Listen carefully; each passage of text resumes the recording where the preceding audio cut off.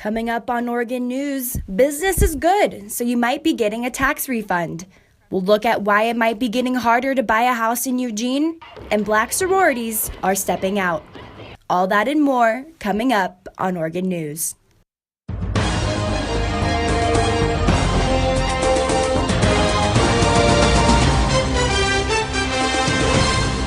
Good afternoon and welcome to Oregon News. I'm Bruce Woodson. And I'm Lena Bond. Here are today's top stories. It's back! The on-again, off-again tuition increase for the University of Oregon students is on again. The Higher Education Coordinating Commission approved of a 10.6% raise for in-state tuition yesterday. This comes after the denying of the proposal 2 weeks ago. After state students will pay an additional 3% for classes. Although the raise was approved, this won't solve UO money problems. In an email yesterday, UO President Michael Schill said, quote, "Even with the approval of our new plan, we still have many difficult decisions ahead." The UO isn't alone in struggling with its budget. The Eugene School District is working hard to cover a funding gap of slightly over $5 million. The district is trying to keep class sizes consistent without cutting any school days from the 2018 school year. Money for covering the $5 million gap will come from three sources: extra state money, a small rise in property taxes, and from the school's district reserve fund. Over the last 4 years, the district has built a reserve fund of nearly $20 million. This is the first time the school district has needed to use the reserve fund to balance the budget since 2011. It looks like Bethel students may be losing 10 school days next year. The Bethel School District Budget Committee has approved of the shorter school year to save money and avoid cutting class sizes. The district is facing a $2.3 million gap for the upcoming school year. There are 11 schools in the district, and 5,600 students are enrolled. Cutting 10 days will save $2 million. Bethel's Community Relations Director says the budget shortfall left them only two options. We're between a rock and a hard place, and something has to go. It's either we have to shorten the number of school days in the year, or else we have to cut staff. The superintendent is meeting with teachers and in the district to discuss the budget cuts. McGilvory says teachers and parents understand the situation the district is facing. The school board will make a final decision on the proposal in late June. And the state of Oregon has a reputation for being a little different. That image is supported by a unique set of laws that match its reputation. For most Oregonians, they are familiar with the law prohibiting from pumping their own gas, but they may be a little less familiar with the state's unique kicker law. Reporter Spencer Guymont has more. Oregon law mandates a tax rebate for Oregonians when state revenue exceeds its forecast by at least 2% in any given biennium. The kicker law may be triggered this year with the revenue exceeding projections by more than 2%. This could send $408 million back to Oregonians when they do their taxes next year. But here at the State Capitol building, senators like Alan DeBoer are looking into using the kicker law's funds in a different way. DeBoer wants any extra money to go to K-12 education. The proposal is to allow the extra revenue within the state. That we're surprised. I mean, it's more than we thought we would get, so we get an extra $400 million to go into a fund that can be used to help stabilize K-12 education. Yesterday, the Eugene School District announced plans to meet their increased costs, which will require dipping into reserves.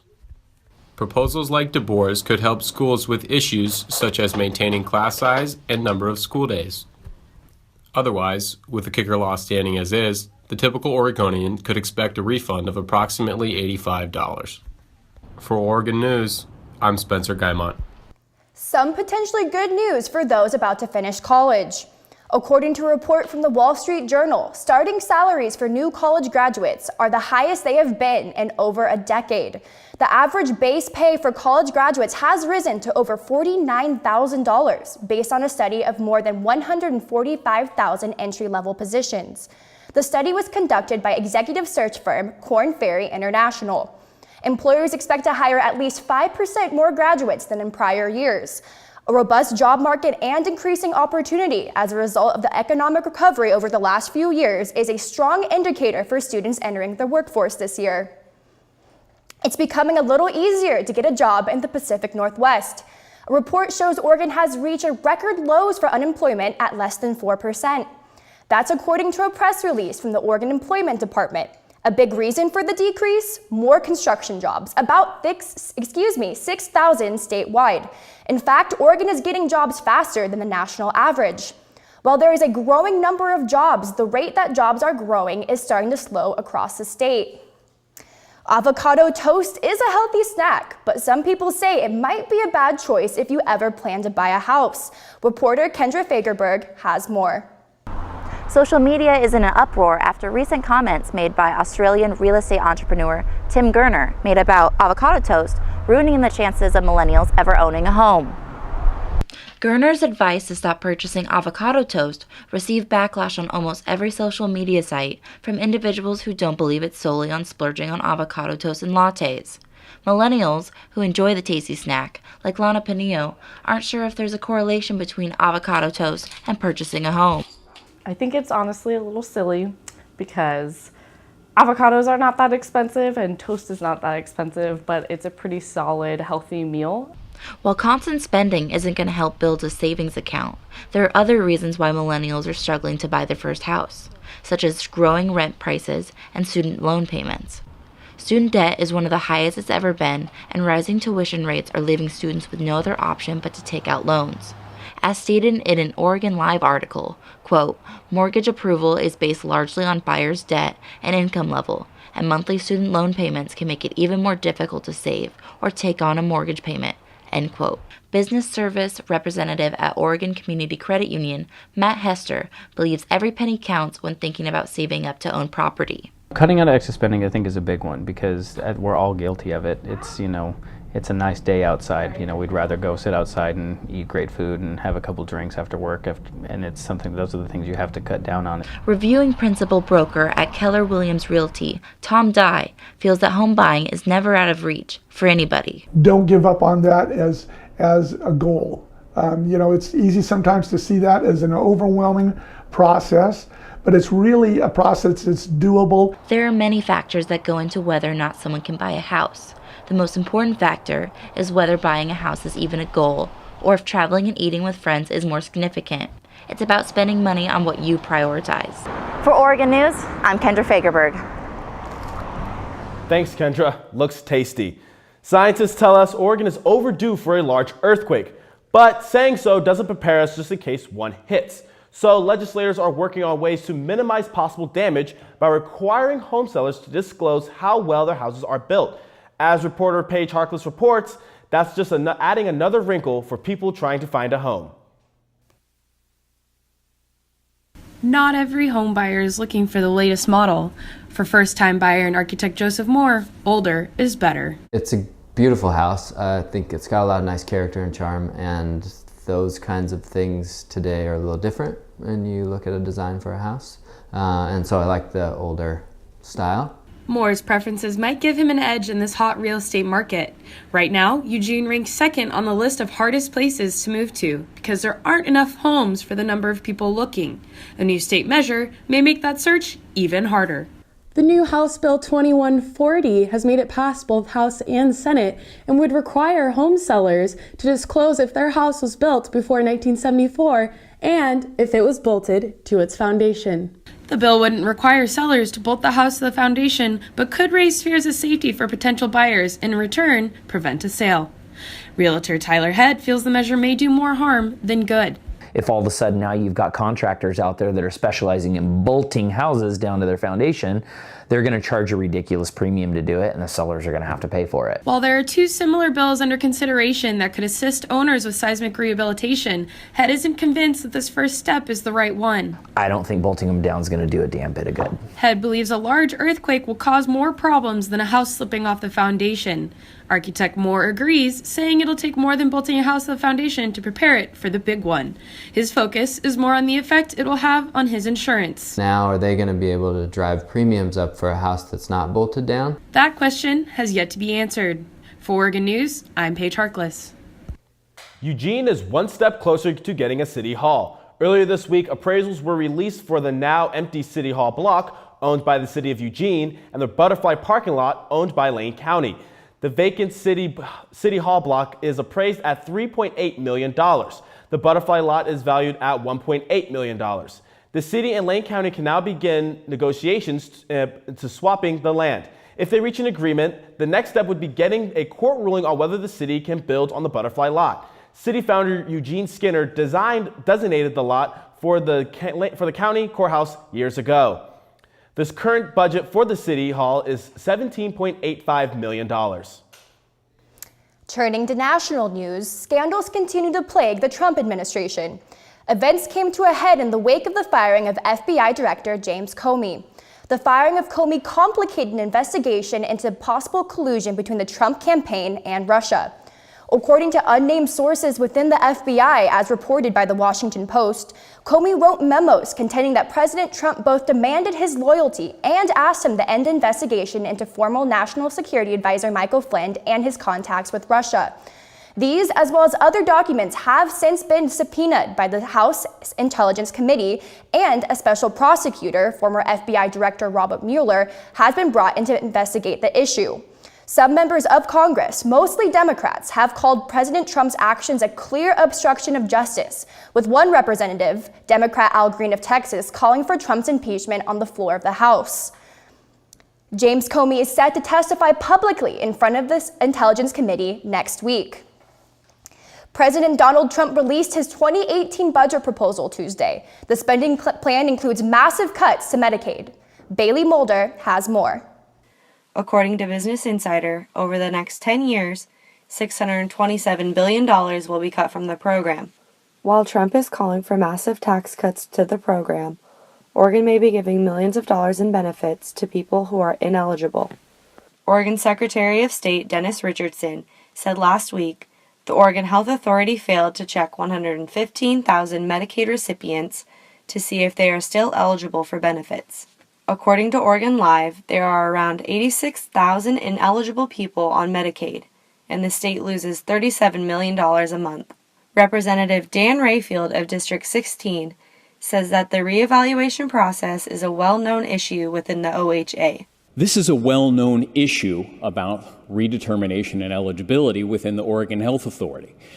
This is something where we have had numerous public hearings in this building on this exact same fact. This felt as though it was a politically motivated attempt to grab headlines and not necessarily an attempt to inform the public about this brand new concern that we've been having in this state. Rayfield said in a statement, quote, "We need to do everything we can to make sure we're fully funding this critical service for our most vulnerable neighbors. Access to health care leads to healthier families, healthier communities, and a healthier state," end quote. The Oregon Secretary of State's office declined to comment further on the matter. Bailey Mulder, Oregon News. The state is now auditing the Oregon Health Authority to see how they determine Medicaid eligibility. And when we return, why you might want to think twice about that second and third cup of coffee. And Black students at the University of Oregon share their culture at a show at Matthew Knight Arena. I'll never forget the day our landlord called and said, "Read your lease. No pets allowed." My owner tells him my dog ate the lease, but that didn't work. And now I'm stuck in a shelter. But this pit bull is ready for a new crib. I'm loving, loyal, and play well with others. So don't be intimidated by all my muscles, because the biggest one I have is my heart. That's right, I said it.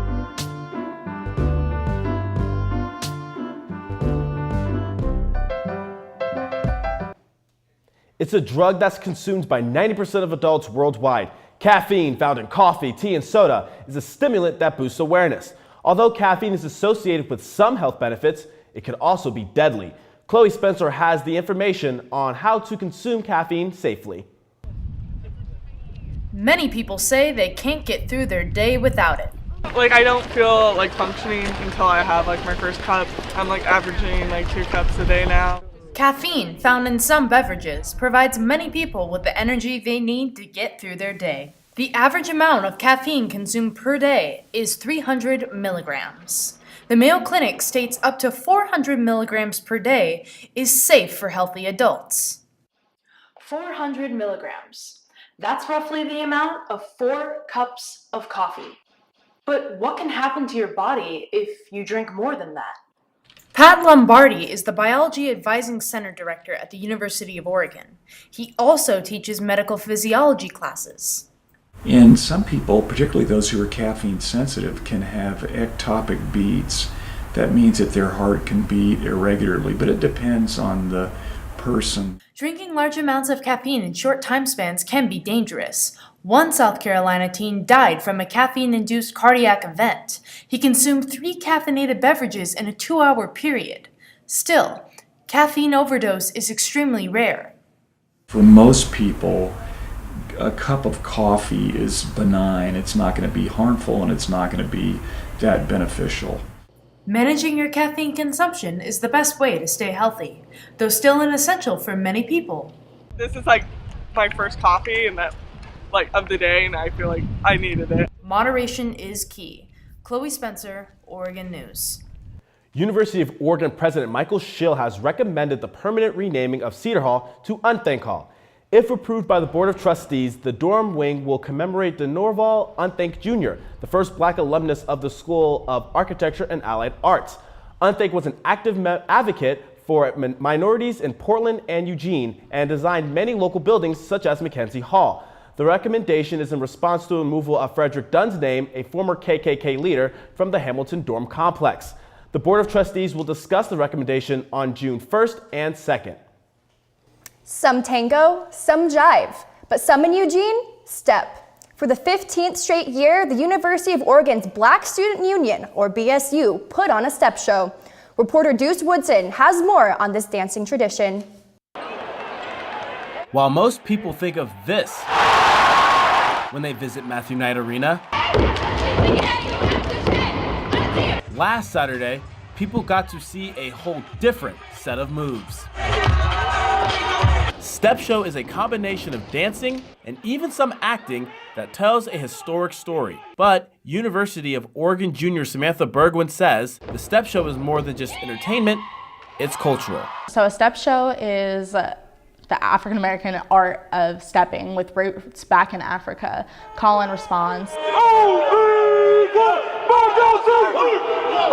Using our bodies as rhythm, as motion, as movement, as like a performance. And so through like our steps, through our chants, through our calls and responses, you like learn a little bit about like my organization. Bergwin is part of Delta Sigma Theta Incorporated, a sorority that composes part of the Divine Nine.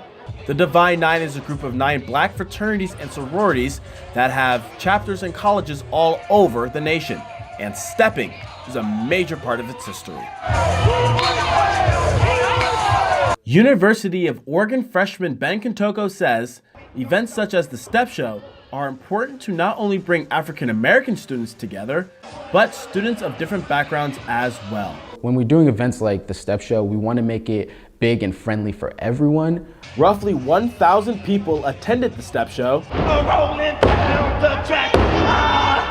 experiencing a cultural tradition they may have never seen before. Deuce Woodson, Oregon News. If you missed out on this year's show, the Black Student Union will host another show next spring. Last night, Eugene celebrated Out Loud, a queer and trans women's performance festival. The festival included a performance of singer Neka. Historically, these artists are paid less than their straight or male counterparts. LGBTQIA coordinator Olivia Deckler says the representation of women on the queer and trans spectrum is an important step in validating their work and contributions. Queer and trans women are valuable. Queer and trans women are worthy. Queer and trans women deserve to be heard. While last night was a celebration of the community coming together, we were asked not to show the audience members for their safety. Out Loud was sponsored by the ASUO Women's Center. Coming up on sports, Tracktown USA showing the world why it deserves that name. While the rest of the spring sports are pushing for the postseason, Midstreams will be back with sports. Your son wants to get a cat, but you're allergic. Do you A, prepare yourself,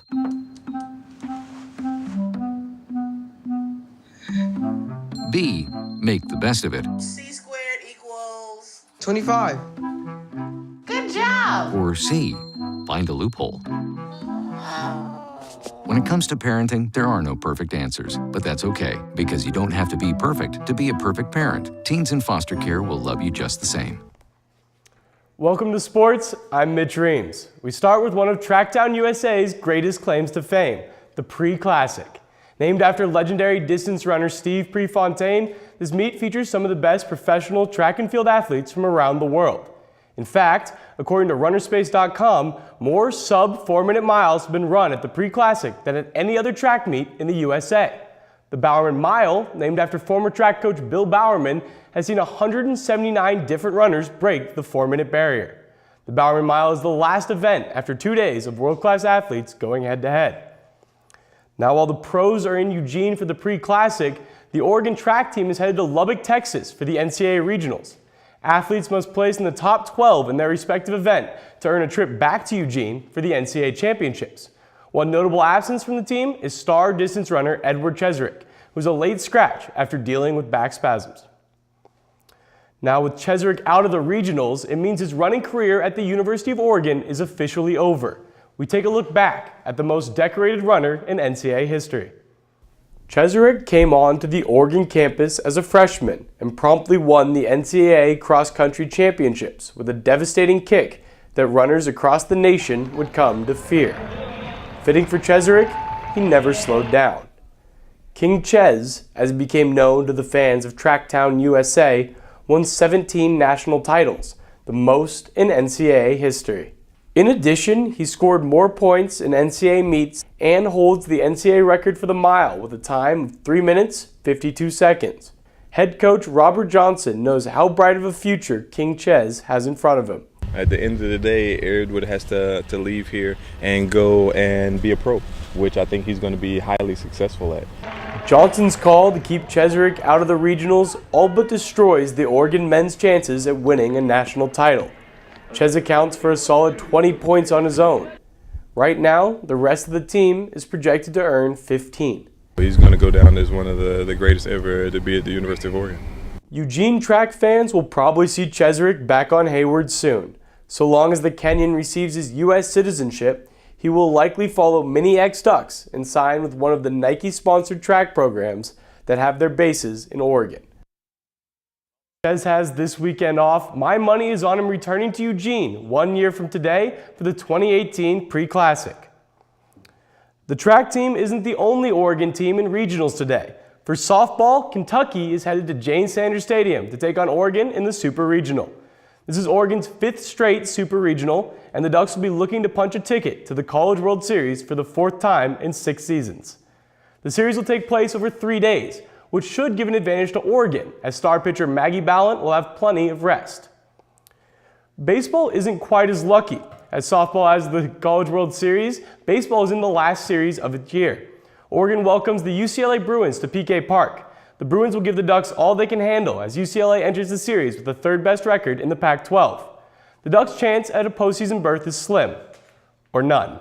To have any hope, a sweep over the Bruins would have been necessary, and that is no longer possible. Oregon's men's golf team is trying to defend its national title at the national championships from today until Sunday. Eugene sports fans will remember last year's men's golf team's national win. That was not only played here at the Eugene Country Club, but was ultimately won with a clutch putt by Eugene native Solman Raza. The tennis season is officially over, with star singles player Thomas Laurent losing in straight sets in round 1 of the NCAA Singles Championship. Laurent was the recipient of a bad draw, as he was matched up with #1 overall seed Mikhail Torpegard of Ohio State. Laurent is the first Oregon player to make it to the singles tournament since 2005. Now, we talk all day about your traditional athletics, but a new sports phenomenon is finding a home at American colleges. I'm talking about esports, competitive internet video games. Often, people are skeptical at the idea of a video game being considered a sport. But Pac-12 Commissioner Larry Scott has already voiced his support for the platform. Utah just became the first school from a Power 5 conference to officially sponsor a varsity esports team, and it will represent the school at the League of Legends Collegiate Championships this weekend. That wraps up this week's sports segment. Hey Paige, what kind of weather can we expect at the Pre-Classic this weekend? Well, Mitch, it never rains at Hayward, right? It may be a little warmer than Peru is used to, but runners and spectators can expect highs of 80 degrees around 5 p.m. There'll be some cooling breezes through the stands, and it won't be from 100-meter dash reigning gold Olympian Veronica Campbell-Brown. Gusts of winds will reach around 10 miles per hour at 5, but will calm down around 4 miles per hour later in the night. Be sure to pack a jacket because the evening session will be a chilly one. Temperatures are expected to drop to 68 degrees around 9 p.m. Saturday will be a perfect day to visit the Rhododendron Garden at Hendricks or check out the Saturday Market downtown. Highs will hit a hot 85 degrees with lows in the 50s late in the night. While it seems like the whole world takes a break on Sundays, the summer weather won't be stopping. Highs again reaching 85 and lows at 51 degrees. And if you're heading up to the Gorge Amphitheater for Sasquatch Music Festival in Washington, hopefully you packed plenty of sunscreen and water as you won't be escaping the heat. Highs for today are 83, and if you're looking forward to LCD sound system set, plan for a cozy 67 degrees at 10 p.m.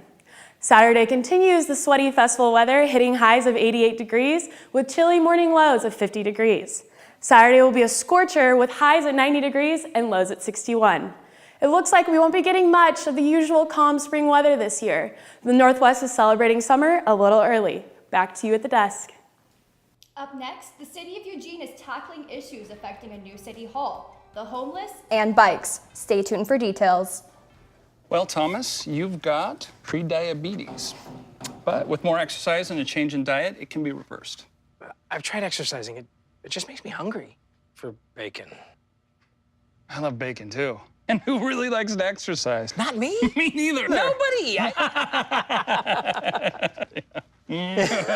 So we're good? What? Oh, you still have pre-diabetes. Big time. Turning to City of Eugene, the City of Eugene City Council has decided to commit $1 million to providing extra shelter for the homeless and another $500,000 for another part-time ambulance in the 2017 budget. The $1 million budget would be taken from the money left from the Comcast settlement and distributed over 2 years to help other social service and public agencies. The council also agreed to dip into its savings to provide additional ambulances that would respond to medical calls 12 hours a day, starting September 1st. And Eugene Parks and Open Space Department has proposed multiple changes to park rules. If approved, the changes would prohibit all alcohol consumption. Dogs over 25 pounds would no longer be allowed in small dog designated areas, and a special permit would be needed to use amplified sound while at the parks.